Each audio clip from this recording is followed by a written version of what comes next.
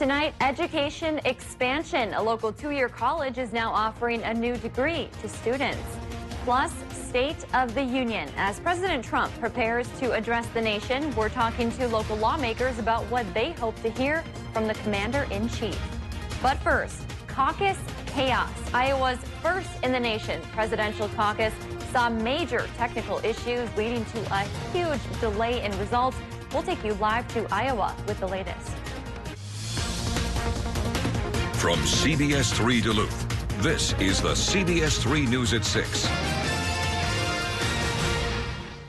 Good evening, I'm Kristen Bakke. Caucus chaos reigns in Iowa after more than 20 hours of waiting. We're finally seeing a portion of the results from last night's Democratic caucus, and it is a race for first between the top two contenders. With 62% of precincts reporting, South Bend Mayor Pete Buttigieg holds a less than 2% lead over Senator Bernie Sanders. With 26.9%, Buttigieg has a 25-delegate lead over Sanders, who has 338 delegates to Buttigieg's 363. Senator Elizabeth Warren, Joe Biden, and Senator Amy Klobuchar round out the top five in that order. This comes after major issues and failures in the reporting process, with all eyes in the political world watching the Hawkeye State. CBS3's Anthony Matt joins us live now from Des Moines. He's been in the thick of it for us this week. And Anthony, this is really the talk of the town and the nation right now. What are you hearing from folks in Iowa? That will eventually be coming out later.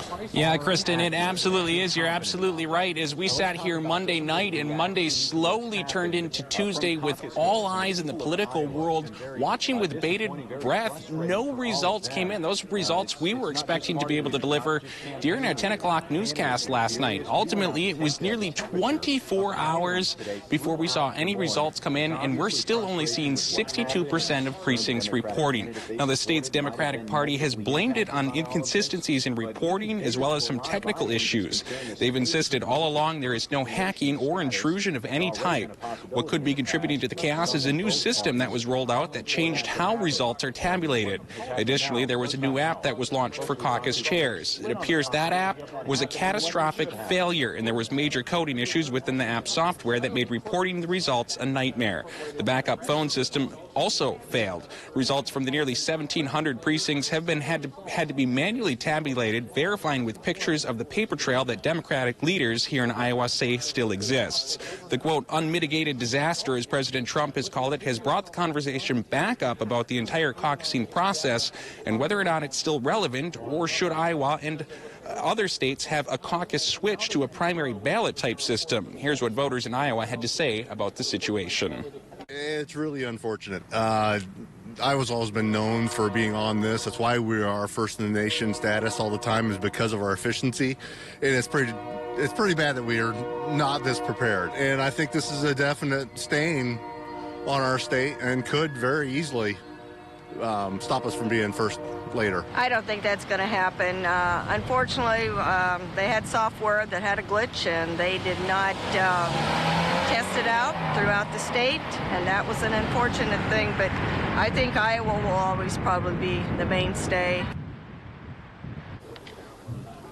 Despite some obvious frustrations amongst voters here, it remains clear exactly what the future of the system is down here. Now, Dallas County Democratic Party Chair Bryce Smith had this to say about the app failures. Some of it was, they felt like the app was freezing, or that they would get to a certain point in the app and it wouldn't let them adjust the numbers to finish reporting the delegate count or so on. So they were kind of like they weren't able to submit. The good news is the company behind the app is called Shadow. They have apologized for all the issues. Now, that app was supposed to be used for the Nevada caucuses on February 22nd. That appears to no longer be the case, and ties have been cut with Democrats out west. Now, as for the candidates out west, they couldn't waste any time here in Iowa. Most of them left the area last night, as that New Hampshire primary is just 1 week away from today, so they're busy out there campaigning while they await the results coming out of Iowa here. Now, Kristen, it remains unclear tonight exactly when we're going to get the rest of those results. What does remain clear is there is a lot of frustration in Iowa here with the political world watching all of this unfold. That frustration being felt amongst the candidates, amongst the voters, and pretty much everyone that's been watching. But all those candidates trying to stay positive as they move their sights towards New Hampshire. Kristen? Yeah, and Tony, you mentioned New Hampshire. There's also South Carolina coming up, Nevada. So there is still plenty to come in campaign 2020, and we'll be checking back in with you later on in the show. Thanks, Tony. Well, meanwhile, President Trump won in a landslide last night in Iowa, taking home 97% of the vote. Results for the Republican caucuses were in on time, and no issues have been reported with their process. Well, as the Iowa caucus results continue to trickle in, political science students and professors are learning from this historic event. CBS 3's Emma Quinn spoke with one professor about what they can take away from the election incident. Emma. Yeah, Kristen, so earlier today I spoke with Alyssa Van Hagel, a political science professor at the University of Wisconsin-Superior, and she says the Iowa caucus has been an excellent learning tool for her students. Van Hagel says many of her students didn't know what a caucus was, and this has started many conversations on how the process works and how this year was different than years past. She says political science students are asking many questions in the classroom and are more interested in the caucus than before, and having these conversations makes them more educated on the voting process. It has made an impact in terms of just more questions and people wanting to actually dedicate time to think about, like, what does this mean throughout the course of, you know, the rest of the primary election process, and what does this mean overall? Van Hagel says these conversations have been mostly had in her introductory classes, and she says it's important for her students to be knowledgeable about the system in order to form their own opinions. And coming up tonight at 10, we'll hear from one of those students who says having these conversations is important for her education. Back to you, Chris.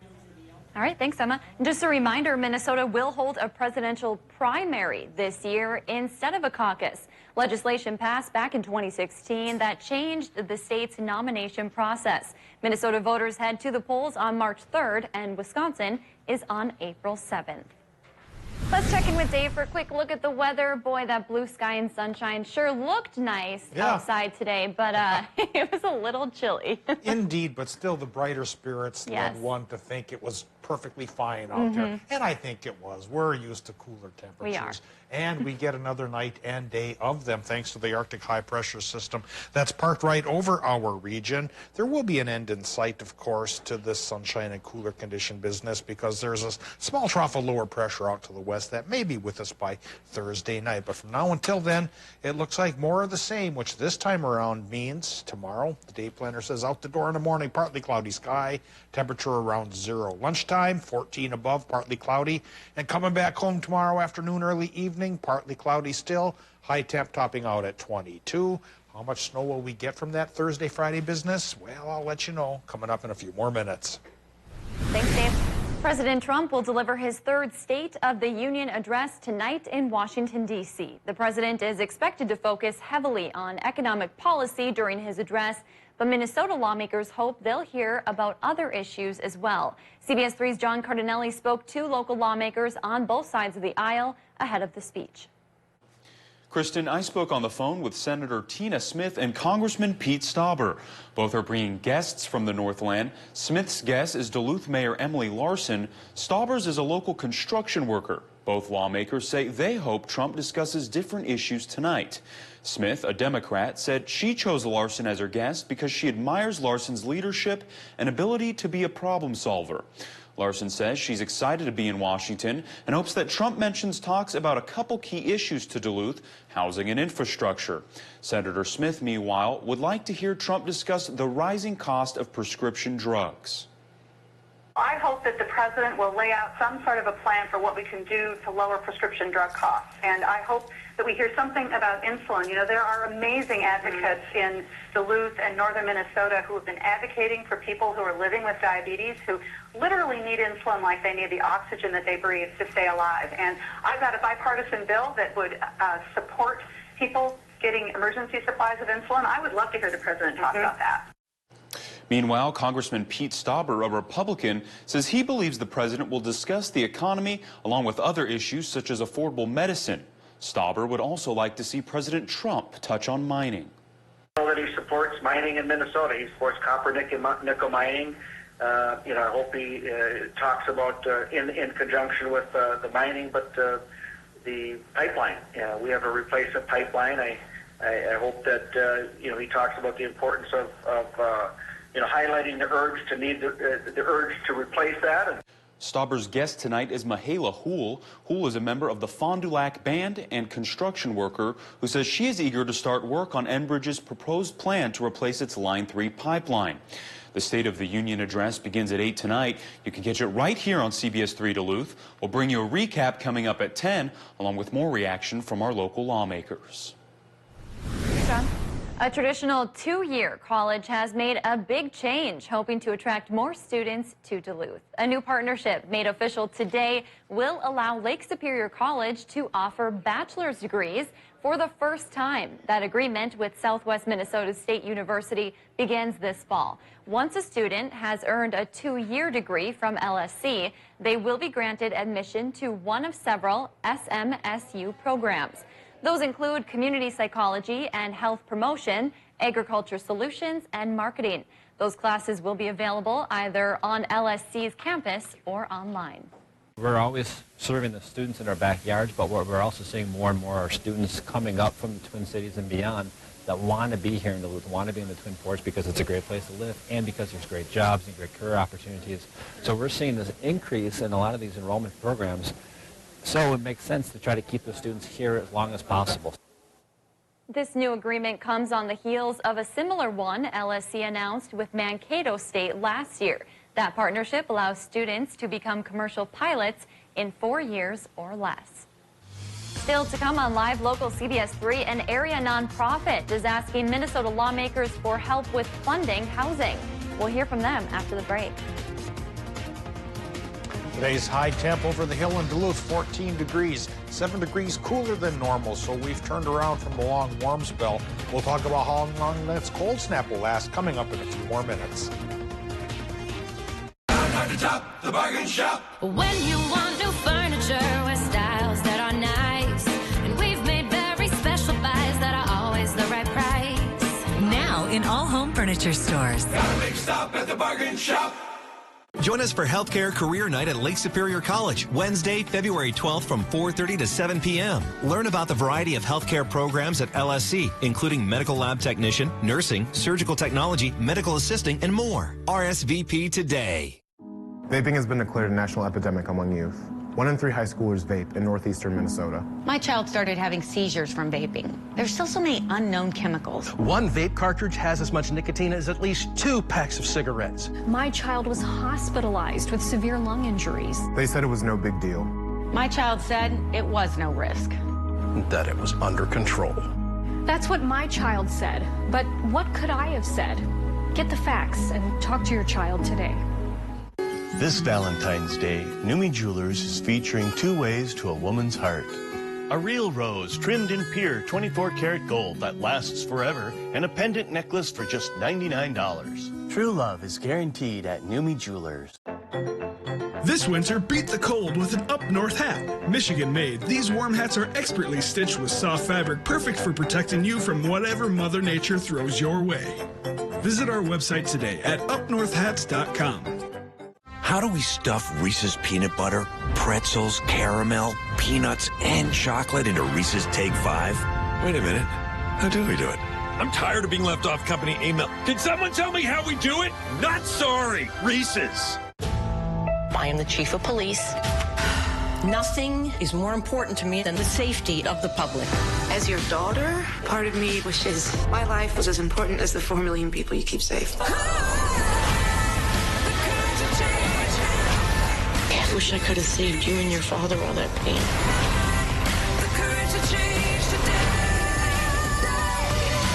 Edie Falco is Tommy. Series premiere Thursday, 10/9 Central on CBS. When you want a great deal on mattresses, got a big stop at the bargain shop. How about a twin mattress for $58 or a queen mattress for just $149? Gotta make a stop at the bargain shop. In all home furniture stores. I am the chief of police. Nothing is more important to me than the safety of the public.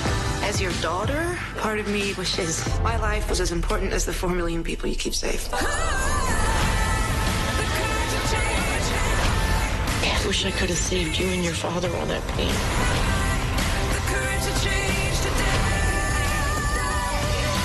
Edie Falco is Tommy. Series premiere Thursday, 10/9 Central on CBS. CBS3 weather is brought to you by St. Luke's. Now, the CBS3 Duluth Weather Max forecast with meteorologist Dave Anderson. After our 2-week warm spell here, temperatures this morning were kind of a rude awakening when folks got up and out the door, especially north of Duluth. Let's zoom in here and take a look at what low temperatures we did have around the region this morning. And frankly, I thought it would get to 10 below up north, but it hit 18 below International Falls, 14 below for Hibbing, 4 degrees below zero here in the Twin Ports, and even 6 degrees below zero at Solon Springs Airport. Closer to the lake on the South Shore, it was a little bit better, 2 above Ashland, and our hot spot, Watersmeet, Michigan, 10 above. You know, it's going to go below zero again tomorrow morning for a few towns, but I don't think that cold.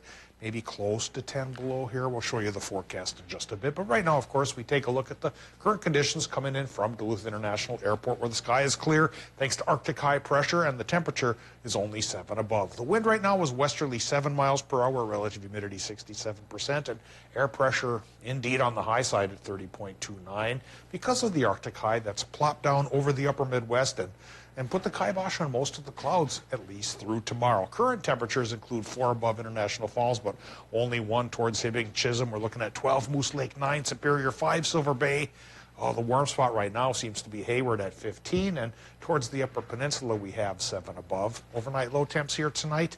I'm thinking single digits below zero this time for the Arrowhead of Minnesota, and pretty close to zero for just about everybody in Wisconsin and the UP, though Hayward could go below to the tune of about 5 degrees here. Taking a look right now at the Doppler map here because of the high pressure. Nothing going on precipitation-wise for Minnesota, Wisconsin, or most of the UP. A little bit of lake influence is happening for parts of that neck of the woods, but shouldn't add up too much, and it's outside of our area, so others have to deal with it this time around. Dealing with the cool, that's what we'll continue to do tomorrow as the Arctic high continues to dominate the upper Midwest, but it will not do so forever. Sure, tomorrow's temperatures will be a little bit brisk and the sky will be nice and sunny once again, but the change could be coming by Thursday afternoon as a small Alberta clipper from the west coming out of the Dakotas comes our way. The snow looks ominous here, but really it's just flurries Thursday night in through perhaps light snow Friday morning, and then that goes, and we're set up for a fairly decent weekend. And we begin the process of planning for that weekend by eyeing up the forecast for tonight, which shows inland Minnesota goes towards 8-10 below, about 0 right by the lake, and into Wisconsin and Michigan. Inland 5 below towards Hayward, and 0 along the South Shore. We all get a clear to partly cloudy sky, and we hold on to that clear to partly cloudy sky tomorrow as well. Wisconsin, Michigan high temps run about 23 to 26. Fairly close to normal. Cool start, normal finish. Minnesota's high temps very close, 22 to 25. A little cooler inland, a little warmer by the lake. And now eyeing up the extended forecast. Well, we're not going to be really bitterly cold the rest of the week, but we're not going to be blazingly warm either. High temps lower 20s for the most part, low temps near 10. Snow chances are just slight ones Thursday night into Friday morning, and another shot on Sunday, Kristen. Hey, not too shabby for the start of February, right? Yeah, I don't think it is too shabby at all. Again, as I like to say this time of year, it's not 60 below like Tower on Groundhog Day 1996. It could always be worse. Yes. All right, thanks, Dave. Chum hopes local lawmakers can help make a big difference for those in need this legislative session. Representatives Liz Olson, Jennifer Schultz, and Mary Murphy spent the morning at Chum learning how they can help. The nonprofit wants to secure millions of dollars in housing bonding money, plus money for transitional housing. Chum representatives also want to eliminate fines and fees for people with non-serious driving infractions. They say people who can't afford to pay low-level fees can have a hard time getting to work or school if they were to lose their license. Chum officials hope today's meeting was eye-opening for the lawmakers. Each year we get together and invite our local legislative delegation, and we pray over them and ask them to remember the very vulnerable people in our community when they're making decisions for us. And just a reminder, Minnesota's legislative session starts on February 11th. All right, it's time for some sports. It's time for sports. Yes. We got NBA trade rumors that are just too good to be true. That involve the Timberwolves. Plus, we head up to Giants Ridge for some section skiing. Coming up next in sports. Kim Russo, live at the Bear.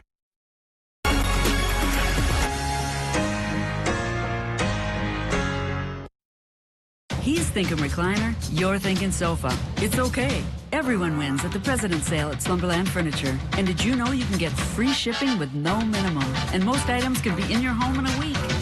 Our biggest sale of the year at Slumberland Furniture.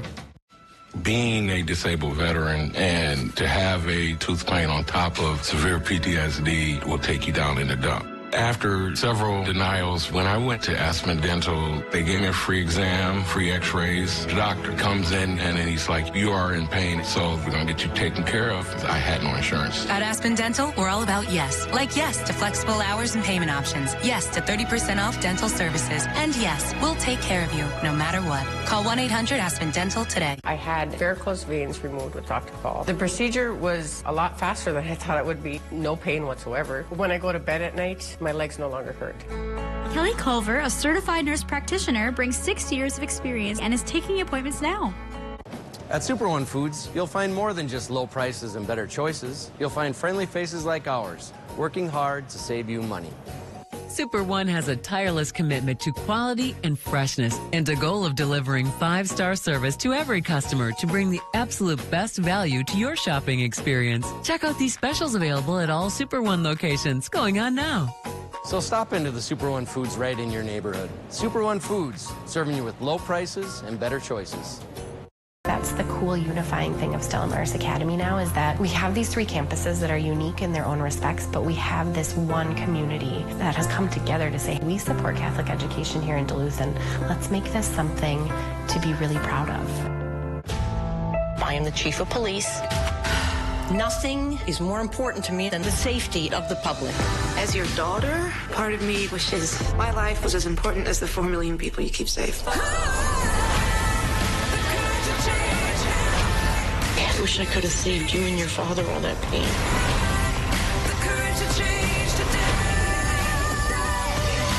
Edie Falco is Tommy. Series premiere Thursday, 10/9 Central on CBS. America's most watched network. Tonight starting at 7, only on CBS3 Duluth. Then stay tuned for CBS3 News at 10.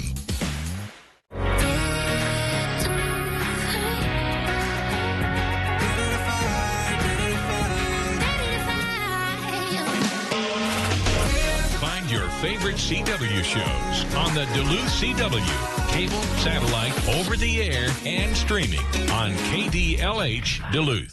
He's thinking new mattress, you're thinking whole new bed. It's okay. Everything's on sale at the President's Mattress Sale at Slumberland Furniture. This Sealy Posturepedic mattress for only $394. That's over $800 off. Our biggest sale of the year at Slumberland Furniture. Now, CBS3 Sports with Kelly Hinson.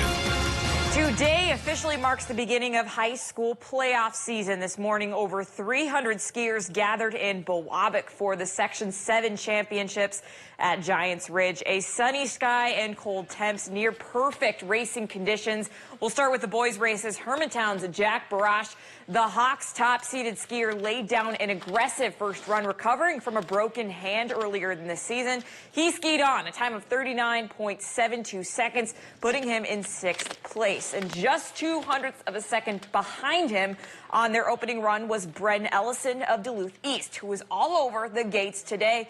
It was a 39.74 second to start his day. His teammates Wyatt Schultz and Cale Hendricks weren't too far behind him, 10th and 12th respectively. A quick start on the leaderboard for the Greyhounds. Out of Hibbing, it was an Evan Vinopal with an opening time of 42.03. That put him in 16th place. We'll have the official final results coming up in the CBS3 News at 10. On the girls' side, it was more of the same from the Duluth East Greyhounds. Lauren Carlson, who didn't even start in the first seed of racers, put down a great run to start her day, came out flying off the final head wall and catapulted herself into 4th place with a time of 37.42 seconds. Her teammate Veronica McHenry was close behind in 8th. A few tenths behind her was the first girl out of the starting block this morning, Hermantown's Katie Danelski. She clocked in at 37.68 on her first run, landing her in 6th place overall. A little further down, it was Virginia's Mia Schuard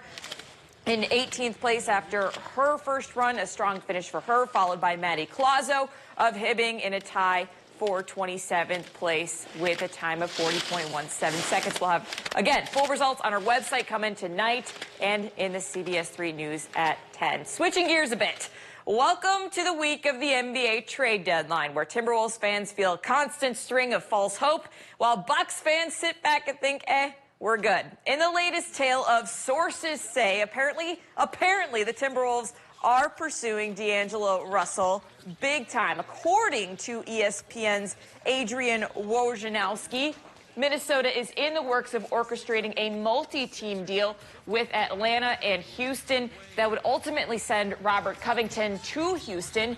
In return, the Wolves receive trade assets that could be useful in talks with Golden State, where all-star point guard Russell currently resides. Almost any package deal would most likely include sending Andrew Wiggins elsewhere. And we will have more on this story as it develops, and maybe possibly a whiteboard breaking it down, because who the heck can keep track of that? There are 4 teams involved in that trade deal, Kristen. I can't keep track. A whiteboard like a triangle. would be good for me. Okay. Yeah. If I could have some extra time at sports at 10. We'll ask our producer. Okay. I think I can work something up. All right. Sounds good. Thanks, Kelly. Yeah. Well, before we go, let's check back in quickly with Anthony, who is in Iowa for us tonight. Tony, any updates on those results? Yeah. No specific updates as of right now, Kristen. The good news is that we did get some results finally after about 20 hours of waiting down here in Des Moines, Iowa. And it's good news on the top for Mayor Pete Buttigieg and Senator Bernie Sanders. They sit 1 and 2 respectively, separated by just about 2% of the vote. Now, not so great news for U.S. Senator Amy Klobuchar, who's in the 5th spot, sitting behind Elizabeth Warren and Joe Biden. So the good news is we did get results in 62% of precincts. We're still not sure when we're going to get the other 38%. We're unsure if it's going to be a big dump or if it's going to be kind of slowly flow in through the night. But we'll be sure to update those results as we get them, whether it's slowly or quickly, on our website, CBS3Duluth.com. Kristen? All right, Anthony in Iowa for us tonight. Safe travels back. All right, before we go, Dave's here with a look at the weather. Are we going to see more of the blue sky and sunshine? I think we will tomorrow. There's a very good chance of it as that Arctic high pressure system lingers around the region. Of course, it'll keep temperatures down. We'll be pretty close to 0 tomorrow morning as we get up, and we'll finish the day in the lower 20s for a good chunk of the region. A little bit warmer for other towns, mid-20s perhaps. Then for Thursday, we start to see a little bit of cloud activity filtering back in. It kicks up a 20% chance for evening flurries, which may last into light and snow come Friday morning. All right, thanks, Dave. Thanks for joining us. We'll see you at 10.